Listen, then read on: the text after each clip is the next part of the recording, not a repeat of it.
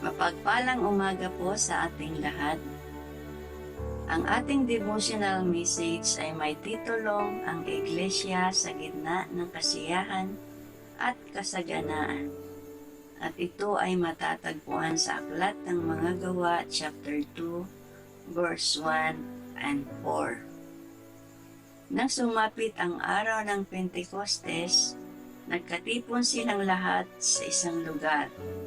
At silang lahat ay napuspos ng Espiritu Santo at nagsalita ng iba't ibang wika ayon sa ipinagkaloob sa kanila ng Espiritu.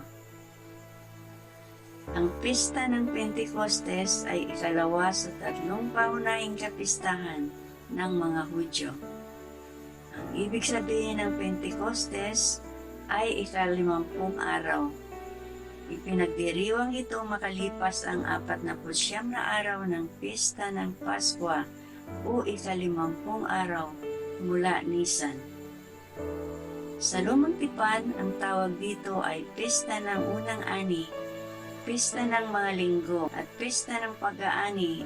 Panahon ito ng unang ani ng trigo, sibada, at lahat ng maaring anihin sa bukid at bunga ng punong kahoy. Ang pesta ng Pentecostes ay mahalaga sa Bagong Tipan dahil ito ang kasaysayan ng kapanganakan ng Iglesia ng ating Panginoon. Ang Kristo ng Paskwa ay naialay na at makalipas ang 50 araw ay ibinaba ng Panginoon ang Santong Espiritu sa saktong bilang ng mga alagad na 120 para kilalanin ng estado na legal ang kanilang pagtitipon.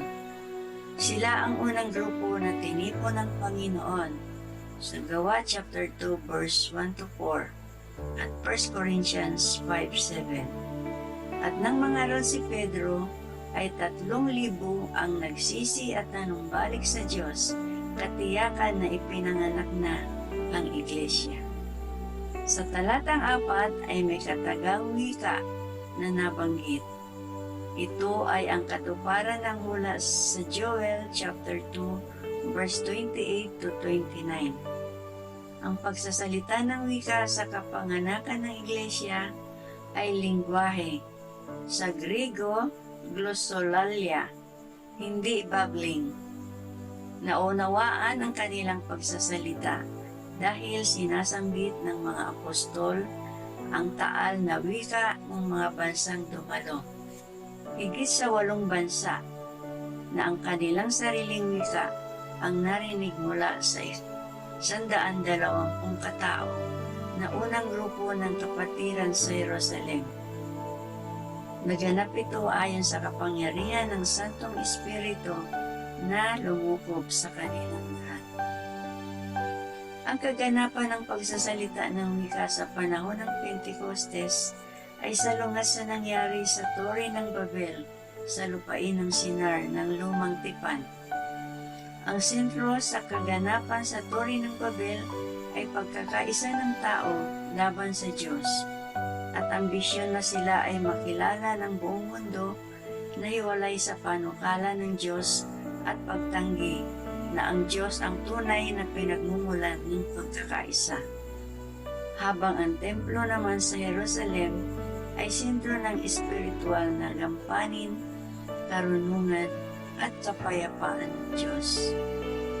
Ang pagdiriwang ng Pentecostes sa Gawa chapter 2 verse 1 ay pagkilala sa kasiglahang bunga ng masaganang ani ng buong bayang Israel na galing sa Diyos. At kasabay nito ang kapanganakan ng unang iglesia na nasa gitna ng kanilang kasaganaan at kasiglahan ayon sa kaloob ng Diyos. May kaayusan ang Diyos, isang malaking grupo ng mga tao mula sa bawat bansa sa buong mundo na may kani-kanyang sariling wika ang dumalo at nagtipon sa araw ng kapistahan ng Pentecostes. Ginamit ng Diyos ang 120 grupong nasa Jerusalem na makapagsalita ng katutubong wika ng bawat bansa nga roon upang magkaunawaan silang lahat at maintindihan si Pedro sa sentro ng pangangaral ng mabuting balita tungkol sa Panginoong Yesus.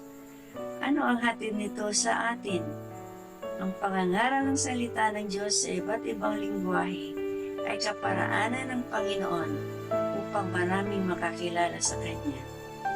May tuwang dulot sa ating Panginoon ang iglesia sa panahon ng krisis at kawalan ay puno ng paglapit at kahilingan sa Diyos na ang mga ito'y matugunan at malampasan. Ngunit higit na kagalakan at kasiyahan ang dulot ng Panginoon sa tuwing tayo'y lumalapit sa Kanya na puno ng pasasalamat sa panahong sagana tayo sa mga pagpapala at kasiglahang loob niya. Purihin ang ating